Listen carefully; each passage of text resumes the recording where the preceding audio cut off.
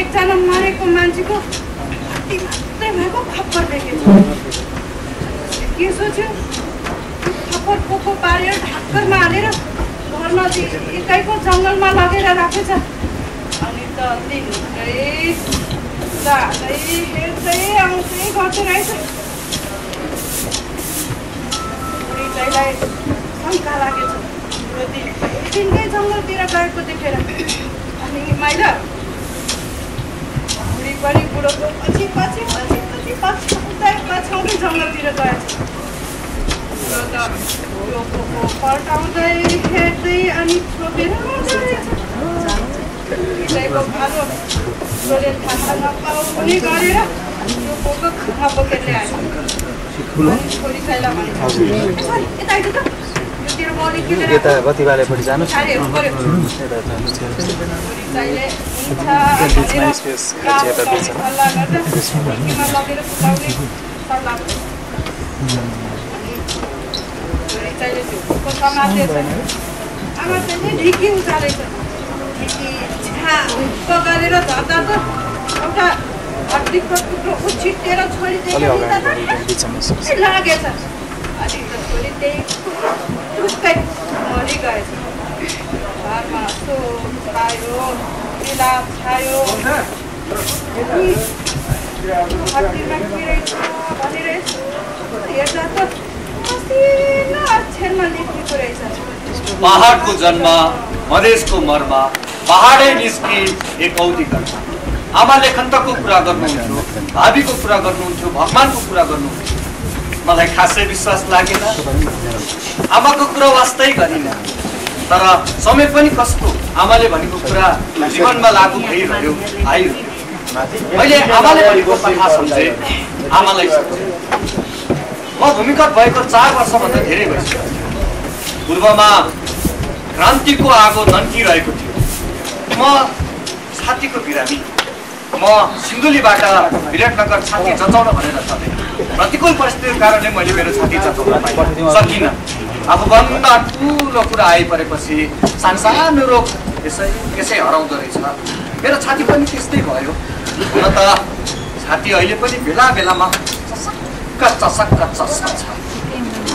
मधेसको साथीहरूलाई भेटेर हामी सिन्धुलीको स्याउबारीको बैठकमा सहभागी हुँदै थियौँ। एकजना पत्रकार साथी, सप्तरीको सेक्रेटरी इन्चार्ज र म, हामी 4 जना थियौँ। बुढापाकाले भन्छ नि हिँड्ने बेलामा 2टा कुरा हुन्छ, कि साइड पर्छ कि कुसाइड पर्छ। हामीलाई कुसाइड पर्यो। सुवास भन्ने साथीले बुट टेकेछ। नजिकैको कलमा गएर सिक्काले कोट्याउँदै कोट्याउँदै धुँदै थियौँ। हामीलाई समयको सदुपयोग किन नगर्नु भनेर मैले पनि दाँत ब्रस गर्दै थिएँ। सोही बेला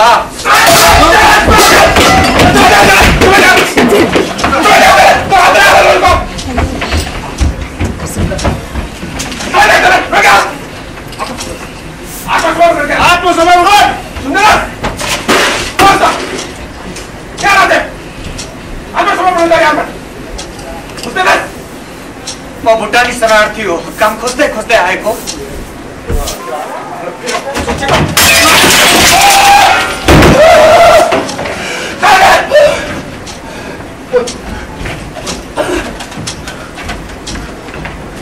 मेरो टाउको रगत मेरो घाँटी हुँदै शरीर हुँदै सगल्ल बगेर जुत्तासम्म पुग्यो। मैले केही देखिनँ। अँध्यारो देख्यो, रिङ्गटा चल्यो। तर मलाई यति कुरा थाहा थियो, म ढल्नु चाहिँ म ढलिनँ। म आफ्नै रगतले हिलोमा पसेको जुत्ता जस्तै लतपत्त भएँ। म एक चापामार भएर पनि किन सचेत हुन सकिनँ भनेर आफैमाथि प्रसन्न भएँ। पुरा त त्यहाँको जनताहरूले मैथिली भाषामा सिना आएको छ है भनेर भनेको पनि थियो। साथीहरूले खासै वास्ता गरिन, मजा पाउन मात्रै थिए। समय पनि कस्तो पोहोर साल धरानमै छोडी आएको मलाई औधी मनपर्ने र आर्तो गलबन्दी यसपालि साथमै ल्याएको थिएँ।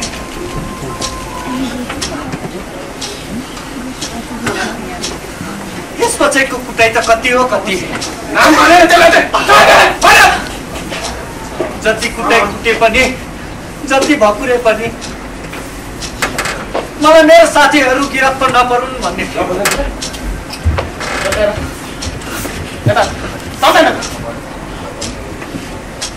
यदि साथीहरू गिरफ्तार पर्यो भने पार्टीलाई घाटा लाग्छ, क्षति पर्छ। तर मेरो चाहनाले मात्रै कहाँ हुन्थ्यो र? साथीहरू गिरफ्तार परेछ। 60 साल मङ्सिरको घटना हो यो। सोलुखुम्बुको सोताङमा खाना पकाउँदै गरेको प्रतिभा राईलाई सेनाको गस्तीले गिरफ्तार गरेछ र घर पछाडिको माथिल्लो बारीमा लगेर मारेछ र समाचारमा भनियो दोहोरो मुठभेडमा परेर मारियो भनेर समाचार आयो। हामी भोलि बिहान गएर हेर्दा कमरेड प्रतिभा राईको स्थान 4 टुक्रामा यत्र छरिएको थियो। यो निधारमा चिरपट घुसाएर छातीसम्म पुर्याएको थियो।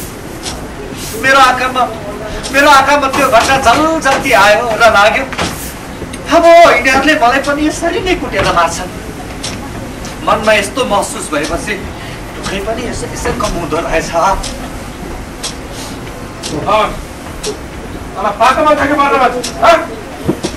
वास्तव मान्छ भने तेरो नेताहरूको कोचा काका त दुखेर बसेको तपाईँको नाममा भन्न मन छ भने तँ यसो झुट बोलिहाल्छस्।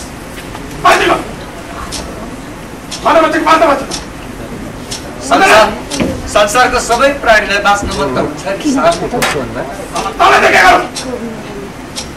हजुरको युद्ध नीतिमा चाहिँ छ त्यही गर्नुहोस्।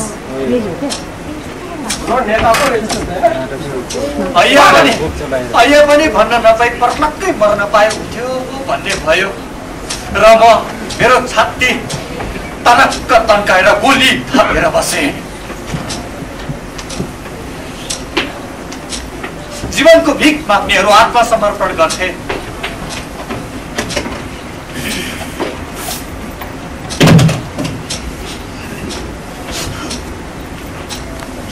जीवनको भिख माग्नेहरू आत्मसमर्पण गर्थे र मलाई बचाइदिनु पर्यो हजुर भनेर बिलाउन बिसाउँथे।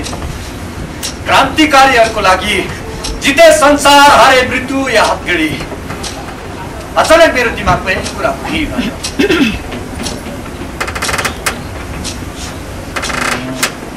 मलाई एउटा रूपमा लगेर 1 घण्टासम्म बाँधेर उभिरह्यो। मलाई त्यो 1 घण्टा 1000 घण्टा जरी भन्दा 1000 घण्टा जरी भन्दा धेरै लागेको थियो।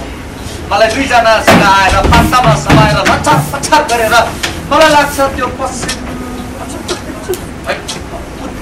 उत्तरतिर लाग्यो।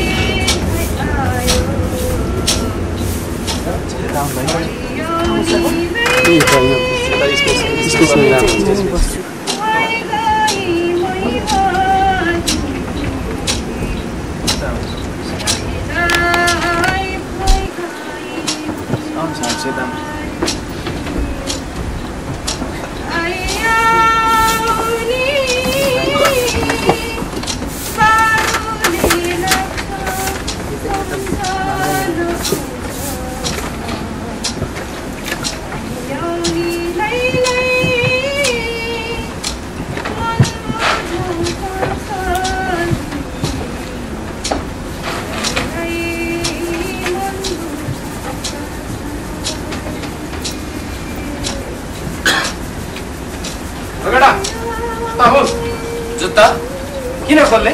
अगाडि खोला छ देख्दैन? आँखामा पट्टी बाँधेको छ सर, कसरी देख्नु? यसै पनि म मर्ने मान्छेलाई यो जुत्ताको के लो? किन खोल्ने? 35 भने त चाहिएला नि त। खोल्छु प्लिज। उसको कुराले मलाई बचाउँछ जस्तो पनि लाग्थ्यो, मार्छ जस्तो पनि लाग्थ्यो। जीवन मृत्यु, मृत्यु जीवन। मेरो जीवन त कता हो पर क्षितिजमा अलि टिप भनेको जस्तो मात्रै चिसो थियो। चिसो र समयलाई सम्झी लिएर आउँदा रात निकै छिपिसकेको।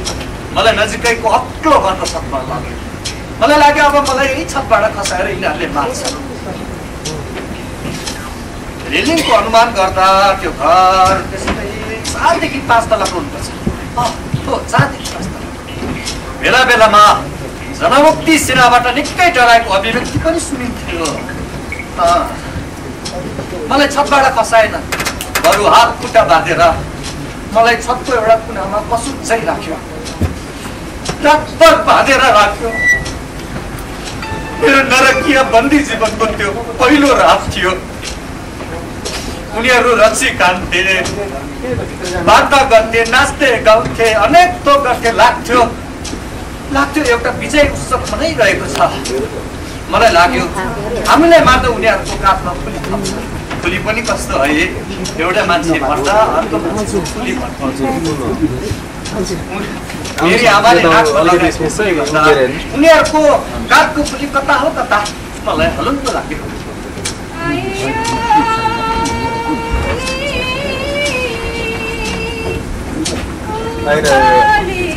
बाहिर टिभीमा पनि आउँछ।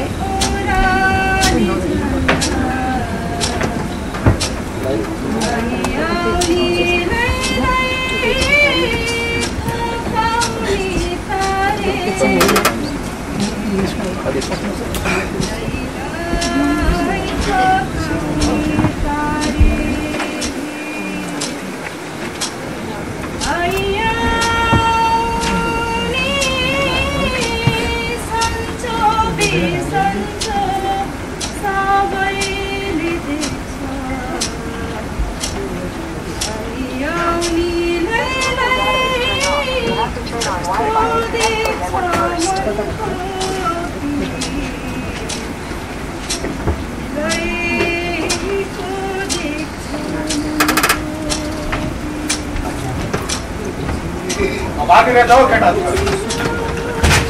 प्रहरीले पक्राएको भए बास्टिस होला। आर्मीको घरमा पनि के खबर छ भने घरतिर पठाइदिनु। खबर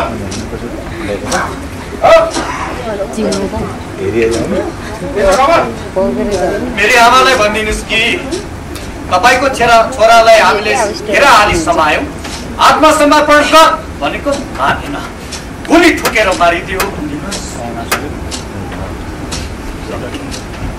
एकैछिनमा सेनाको ठुलो गाडी आयो र हामीलाई तिब्बतबाट काट्न ल्याएको भेडा बाख्रा च्याङ्ग्रा जसरी गाडीमा कोच्याएर भित्र हाल्यो। र मलाई लाग्यो कहाँ लालान्, के गर्लान्, कसरी मार्लान्। एकचोटि आफू मर्ने ठाउँ हेर्न पाए हुन्थ्यो जस्तो लाग्यो।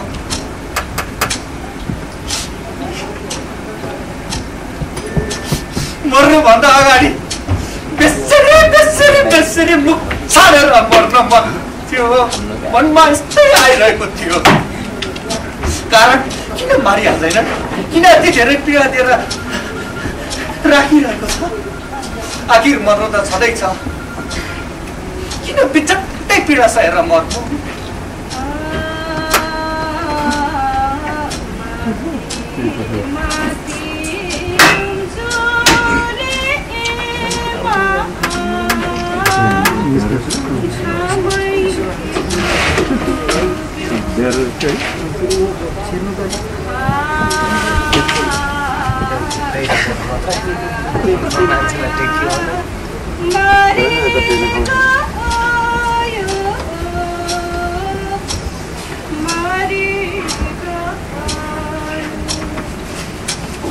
लवन तेरो नाइकेहरू कहाँ छ?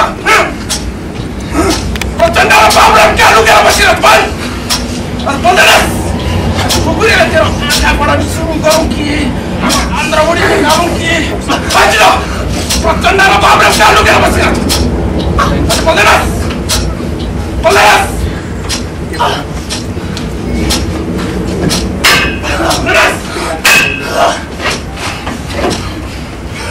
बाँचिन, कहाँ लुकेर बसिरहेको?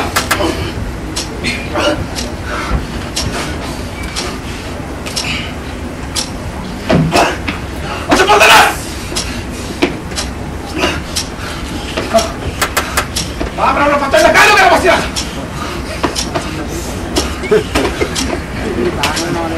गरी कसैको बिही भयो समय सबै यातना आइरह्यो हाल्नु आयो मेरो त्यो 70औं रात थियो मैले मनमा 17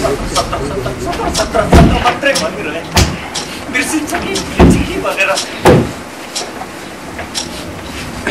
मलाई भोक लागेन मलाई त्यो बेलामा बल्ल थाहा भयो कि मान्छेलाई भोक त फुर्सदमा लाग्दो रहेछ जीवनसँगको लडाइँमा भोक लाग्दो रहेछ मैले खानेकुरा खाइन म मृत्यु खाएर बाँचिरहेँ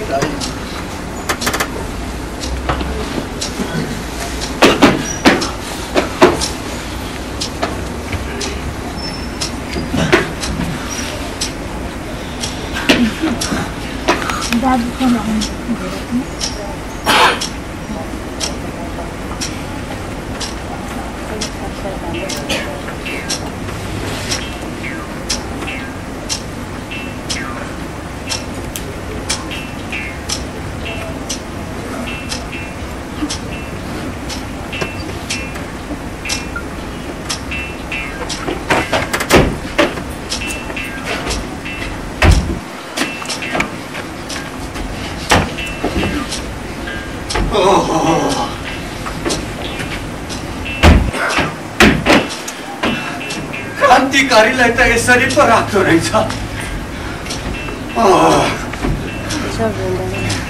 कति डराउँदो रहेछ सरकार डराउँदो रहेछ सरकार मर्नु त छँदैछ मनमा उम्लेको ज्वार भट्टाहरूलाई छिटो लेखेर मर्न पाए हुन्थ्यो जस्तो लाग्यो 27औं दिन बित्यो यातना यस्तै भयो मैले 27 रात बितेपछि मैले आफैले आफैको मृत्यु घोषणा गरेँ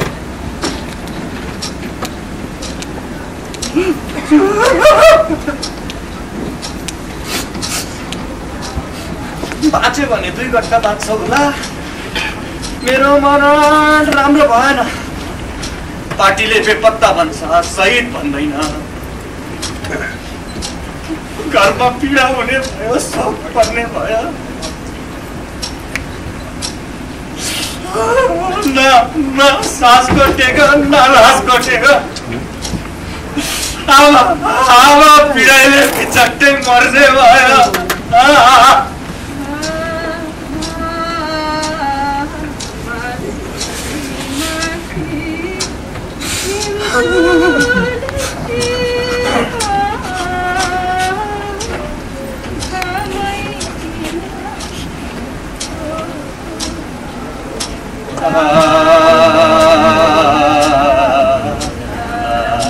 माया मारे गयो मारे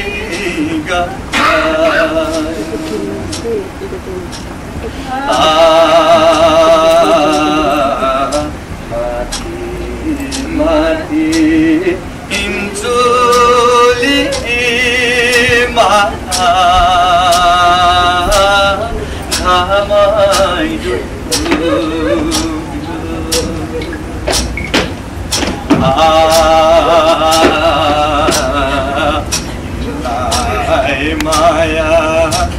मारी गयो मारी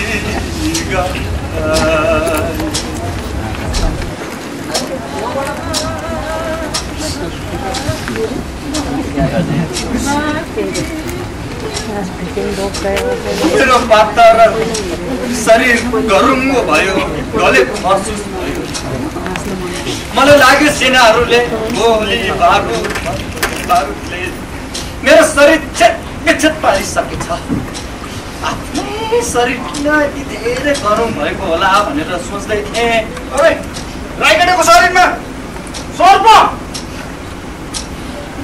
मलाई सर्पले मारे पनि के आर्मीले मारे पनि के आखिर मर्नु त छँदैछ मैले सर्पलाई के गरिनँ गर्न पनि के सकेर है आखिर मनै मात्र त हो लडाइँको निशानी आर्मीको चोट देशप्रतिको योगदान या सर्पको चिनो भन्नु वा नभन्नु मेरो मेरो मेरो देब्रे पाटामा अहिले पनि खत छ र यो जीवनभर भइरहनेछ सेनाको ब्यारेकभित्र आत्मिक प्रभाव ठिको हुँदो रहेछ तपाईँलाई पनि थाहा छ होला है अहिले सेनाहरूले हरेक ब्यारेकमा मन्दिर बनाउँदो रहेछ ओहो राई केटोको शरीरमा शिवजीको गहना उहिले जङ्गबहादुरको शरीरमा पनि यसरी नै सर्पले बेरेको थियो रे यो राई केटो त ठुलो मान्छे बन्छ जस्तो छ राष्ट्रपतिको भन्छ नि क्या यिनीहरू यसरी मलाई जिस्काउँथ्यो कता कता देश गणतन्त्रको बाटोमा जाँदैछ है भनेर उनीहरूले छ है म आध्यात्मिकवादी होइन म कम्युनिस्ट भएको नाताले स्वाभाविक रूपमा भौतिकवादी आध्यात्मिकवादीलाई लाग्छ कि कृष्ण एक भगवान भौतिकवादीलाई लाग्छ कि कृष्ण भगवान होइन आख्यान त एक पात्र मात्रै त्यसैले उनीहरूको र हाम्रो विचार मिल्ने कुरा नै भएन हाम्रो विचार त आकाश पातालको फरक भाइ भाइ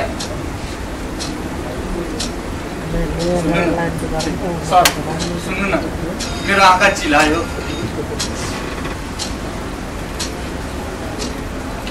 के हो मेरो टट्टी दिनुहुन्छ आँखा चिलायो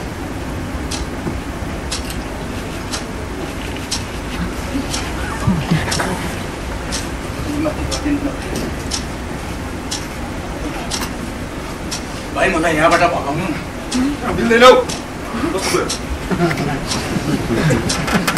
म मेरो लागि मात्रै लडेको म तपाईँको लागि पनि लडेको अझ भने म सिङ्गो देशको लागि लडेको भगाउनु न भाइ कहाँ हुन्छ यहाँ पुरा सामान बारेको छ यत्रो सुरक्षा छ यहाँ मेरो जागिर जान्छ अस्ति एउटा भाग्ने हुँदा एउटा केटोलाई गाडीमा घिसारेर हालिदियो जागिर पनि गयो दिँदैन म तपाईँलाई यहाँबाट निस्केपछि ठुलो सहयोग गर्छु फेरि आँखामा पट्टी बाँध्यो त्यसपछि मलाई 18 नम्बरको पोस्टमा लगेर राख्यो मैले केही गर्न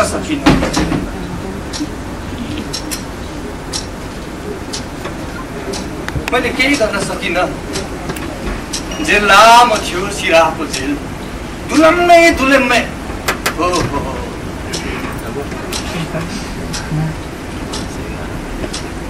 त्यहाँ पर फोटो झुन्ड्याए जसरी एउटा ऐना झुन्ड्याएको रहेछ किन हो किन मलाई ऐना हेर्न मन लाग्यो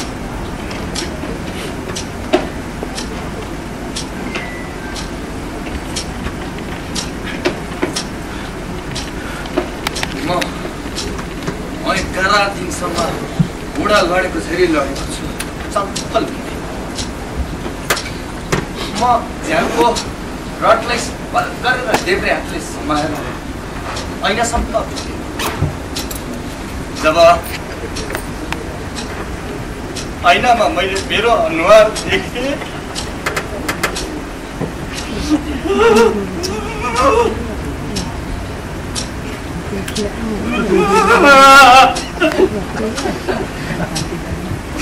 मैले जिन्दगीमा त्यस्तो कुरो कहिले देखेको थिइनँ नराम्रो न नराम्रो मेरो अनुहार त कत्ले माछा जस्तो थियो मैले त्यो बेलामा बल्ल थाहा भयो मान्छेले सौन्दर्यप्रतिको लोभ मान्छेले सौन्दर्यले गर्ने माया मोह मान्छे भौतिक चोटले रुँदैन रहेछ जब भावनामा चोट पर्छ नि तब मात्रै आँखाबाट आँसु बलेर खस्दो रहेछ न मलाई साथी सकिले चिन्छ न मलाई घर परिवारले चिन्छ आफैले आफूलाई सिकारे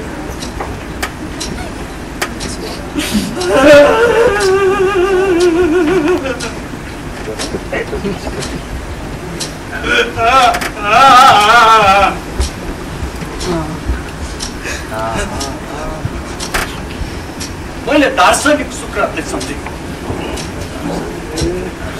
दार्शनिक सुकरात सिरानीमा ऐना राखेर सुत्थे र बेला बेलामा ऐनालाई हेरिराख्थे ओ सुकरात तिमी ऐना नहेर तिमी कुरूप छौ नराम्रो छौ तिमी ऐना नहेर के गर्नु साथी म यस्तै छु म कुरूप छु थाहा छ नराम्रो छु थाहा छ मलाई आमाले यस्तै जन्माउनु थियो थाहा छ अब आमाले मलाई सुन्दर अनुहार बनाएर फेरि जन्माउनु सक्नुहुन्न त्यो पनि थाहा छ तर नि साथी समाजमा सुन्दर बन्नलाई सुन्दर काम गर्नुपर्छ सुन्दर त्यसको लागि पनि मैले यो ऐनालाई बेला बेलामा मेरो नराम्रो कुरूप अनुहार देखाइराख्नुपर्छ र यो ऐनाले मलाई भन्छ अहिले सुन्दर काम गर अनि त्यो समाजको सुन्दर मान्छे भन्छ यो ऐनाले यसै भन्छ लामो समय बितिसकेको थियो साँझ परेको बेला एकदिन मलाई जेलको माइकमा नाम बोलायो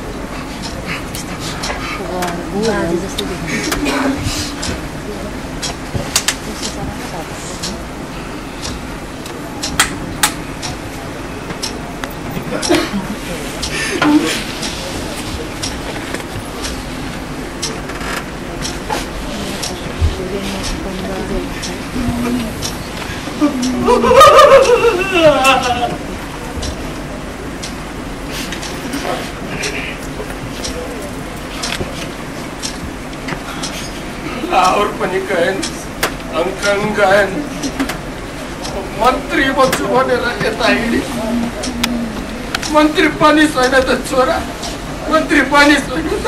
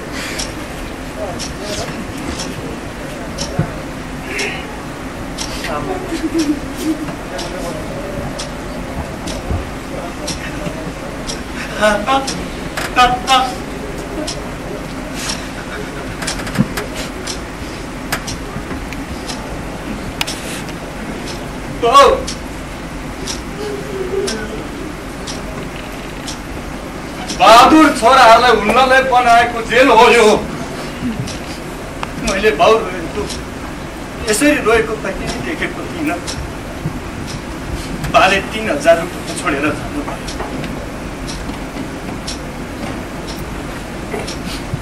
मन मरेर हो कि चित्त दुखेर हो कुन्नी बाले एकचोटि होइन दुईचोटि होइन मलाई 3 चोटि भन्नुभयो हाम्रो 8 जना सन्तान मध्ये म दोस्रो सन्तान सबैभन्दा दुःख पनि मैले नै दियो राजनीतिसँग हाम्रो परिवार कुनै सम्बन्ध छैन राजनीति जोखिम हुन्छ जस्तै परे ज्यान पनि जान्छ यो जेल नै भन्ने कुरा त सामने अब बाले खै कुनै के सोच्नु भयो घरमा गएर आमालाई मेरो हालत सुनाउँदा आमाको हालत चाहिँ के हुन्छ होला अनि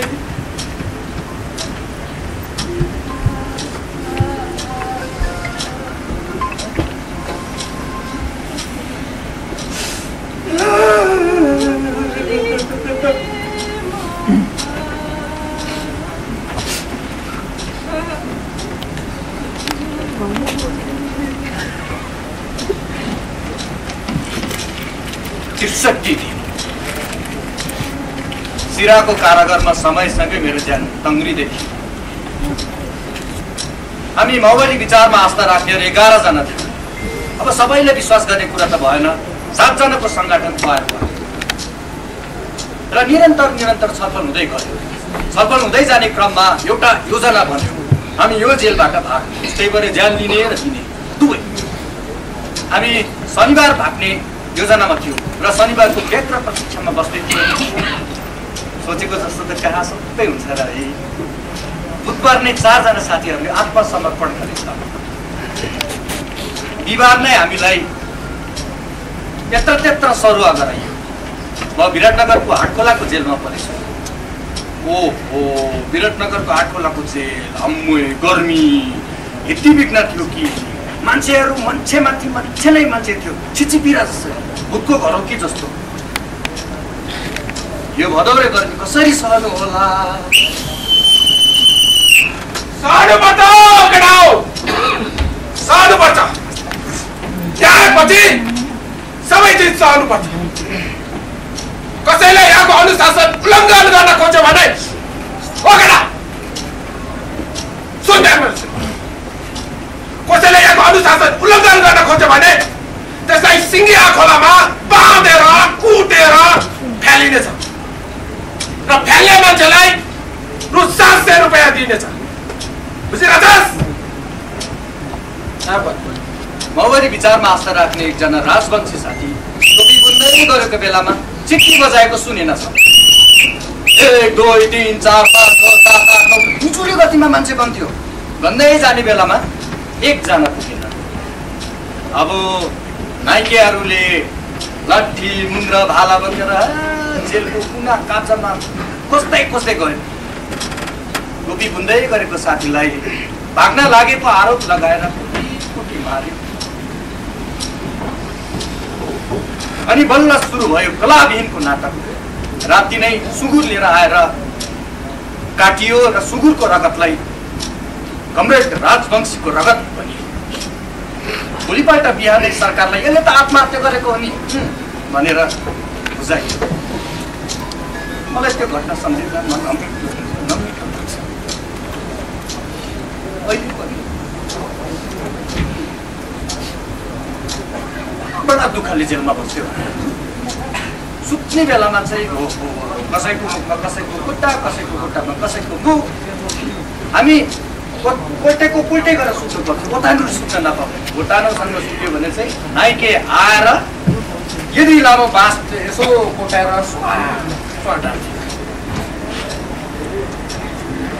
700 जना थियो। 700 जनामा 350 जना त नाइके। अब 700 जनामा त्यहाँ मच्छरको बिक्री थिएन। किन भन्नुहुन्छ भने 1400 मच्छर आयो भने पनि भागमा 2टा पर्छ। त्यो त एकछिनमै। हामी बडो दुःखले जेलमा बस्यौँ। बाहिर पार्टीमा चरम अन्तर्विरोध भन्ने कुरा जेलसम्म आइपुग्यो। दुःख लाग्यो।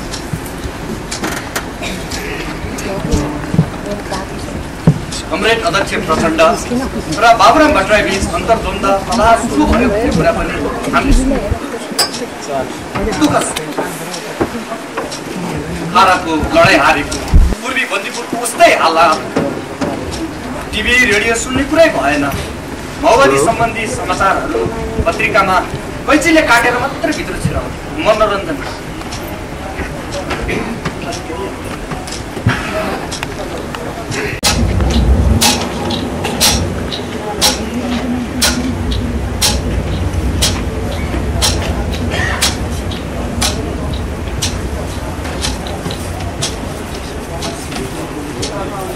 2062 को शान्ति प्रक्रियासँगै म विराटनगरको हाटखोलाको जेलबाट रिहा भएँ। म पहिलो धेरै वर्षपछि आफ्नै घरको आँगनमा देख्दै थिएँ। जब म आँगनमा पुगेँ, डला नै भरि, पिँढी नै भरि, आँगनै भरि, नाता गोता वैष्णव मित्र जम्मै गाउँलेहरू पटक पटक मरेको खबर आएको सुरन बस्न कस्तो भयो होला नि भनेर हेर्न आएका थिए।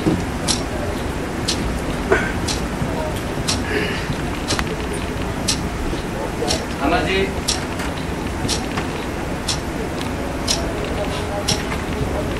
उमेरले त तपाईँ बुढी हुने उमेर त होइन, भर्खर 54 वर्षको हुनुभयो।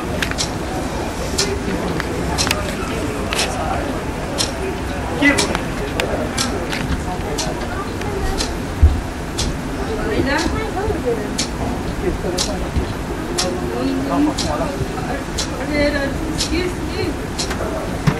त्यही दिन मेरो आशा छुडिएको जस्तो हामीले तँलाई सुभाषको खबर ला गरेको मेरो साथीहरू पनि खोइ भेट्न आएन। मलाई हार्ने समातेर खबर आएदेखि मलाई अँध्यारो उज्यालो हुने बित्तिकै बाहिर निस्किहाल्छु।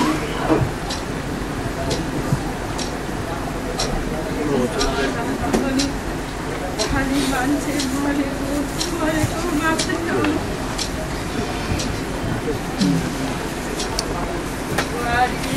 पाहाडी गोली चल्किरहनु मेरो मायाले आकाश त कति हेरे बारीको टिरमा बसेर धेरै बाटो हेरिरहन्थे। खाना नरुचेको त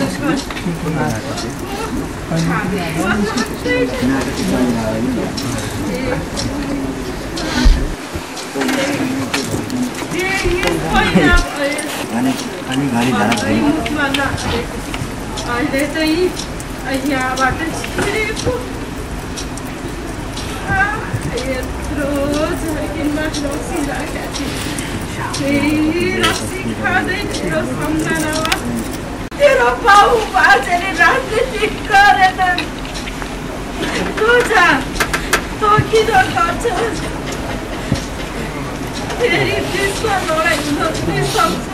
तँ मारेर पनि सक्छस्। तँ मरेको खबर पनि कसरी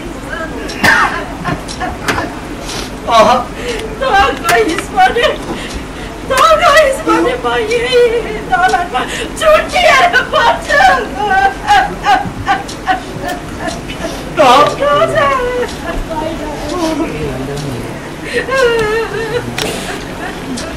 आमा अझै मन्जुर हुनु भएन, म बाटो लाग्यो। नरुनुहोस् आमाजी, तपाईँ रोयो भने मेरो शत्रुहरू हाँस्छ। मैले धेरै जनताहरूको घरमा भात खाएको छु, निदाएको छु, मलाई विश्वासले भात दिएको छ, ओछ्यान दिएको छ। कति साथीहरू त मसँग हिँड्दा हिँड्दै शहीद भयो। उनीहरूको आत्माले मलाई गद्दार भन्छ। तपाईँलाई पनि गद्दारको आमा भन्छ।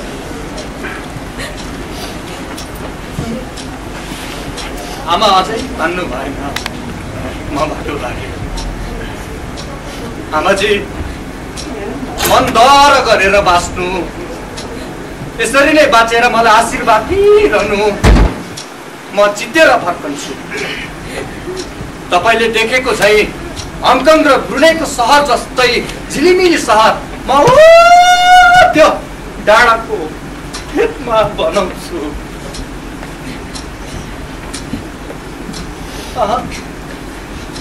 आमा अझै मन्जुर हुनु भएन, म बाटो लागेँ।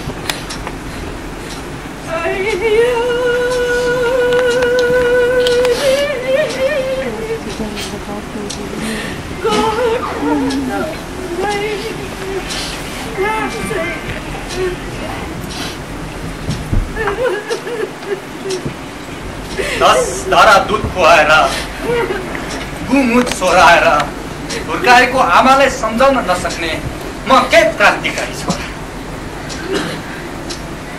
आफैले धिक्कारे।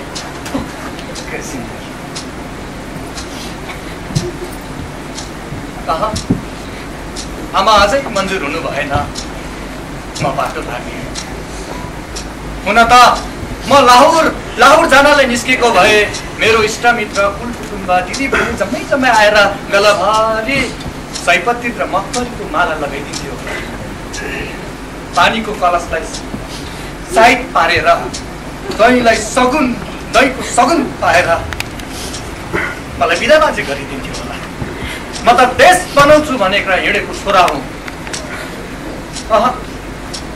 आमा अझै मन्जुर भएन म बाटो लागे